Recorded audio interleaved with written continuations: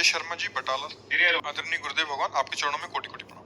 गुरुदेव भगवान, मेरा प्रश्न है कि भगवान ने जब मैया यशोदा को अपने मुख से में ब्रह्मांड के दर्शन करवाए तब उन्होंने उन्हें विशेष नेत्र दिए, जिससे मैया यशोदा ने प्रभु के मुखमंडल का पूरे ब्रह्मांड का दर्शन कर पाए। जब अर्जुन जी ने अपने सगे संबंधियों को नहीं मारने के लिए अपने शस्त्र फेंक दिए तब भगवान ने उन्हें अपना विराट स्वरूप दिखाया और नेत्र दिए।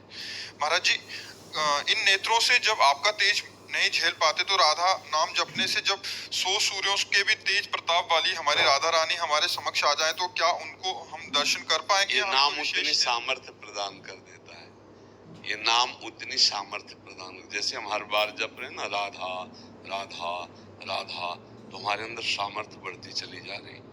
जब हम श्री जी के दर्शन करने की सामर्थ्य प्राप्त करते तब श्री जी दर्शन देते हैं। ये नाम, गुरुदेव, आचार्य, इष्ट, ये सामर्थ्य प्रदान करते हैं। उनकी कृपा से क्या नहीं हो सकता।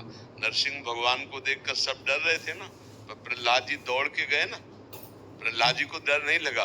क्यों? क्योंकि प्रहलाद जी जानते मेरे प्रीतम ही नरसिंह के रूप में आए हैं, बिल्कुल नहीं डरे।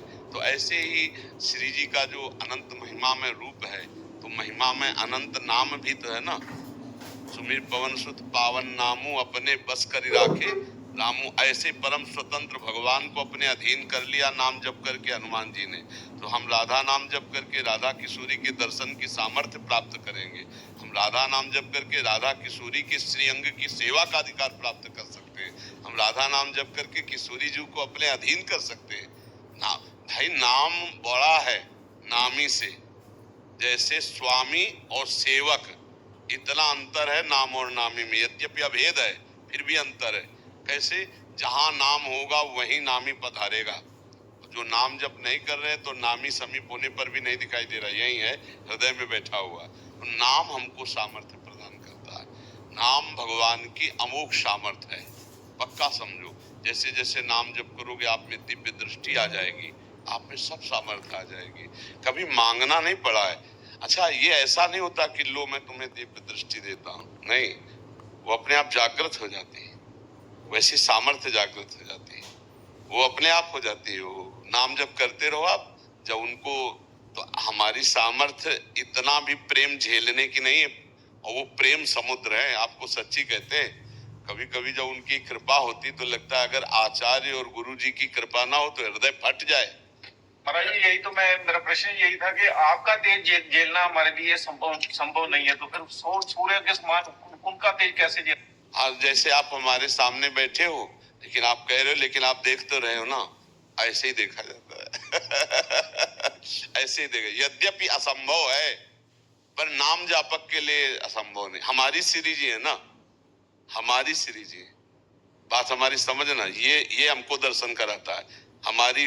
हमारे माई श्यामा जू को राज, ये हमारी सामर्थ्य होती है।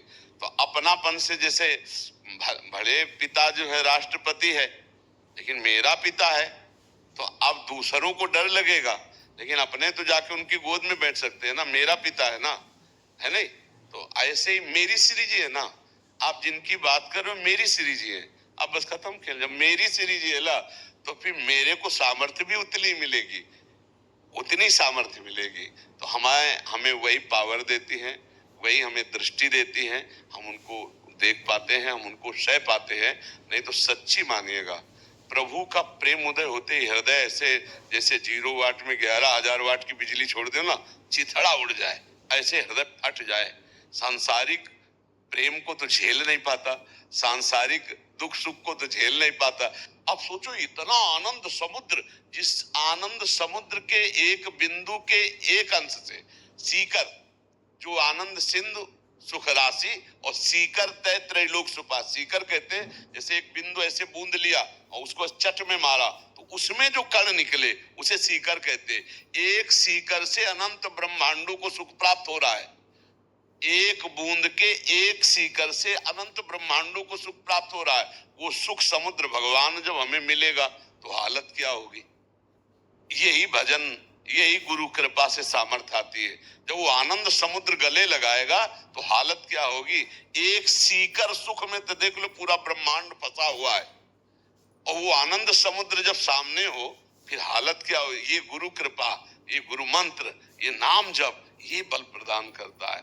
तो अब उस आनंद में देखते हुए भी न मूर्छित होता है न प्राण निकलते हैं। तभी तो सेवा में जाता है, श्री चरणों की सेवा कर रहा है दास, तभी तो वो सामर्थ्य आती है उसके अंदर कि वो आंखों में आंख मिलाकर अंजन लगा रहा है।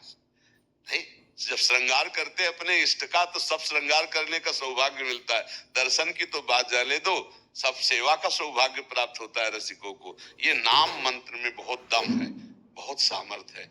नाम मंत्र कभी निष्फल नहीं होता, अपार सामर्थ्य। और देखो हम कहीं ना कहीं भूले हैं, जब हम देह भाव में हैं तो हम मनुष्य हैं, लेकिन स्वरूप भाव में देखो तो हम परमात्मा के अंश हैं। नहीं, या फिर मानते नहीं हम? हाँ, इसीलिए भ्रमित हो चुके हैं।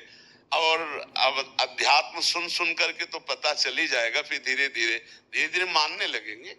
देखो सुना जाता है, सुनते सुनते जब बहुत बार सुना जाता है तब मन में आ जाता है।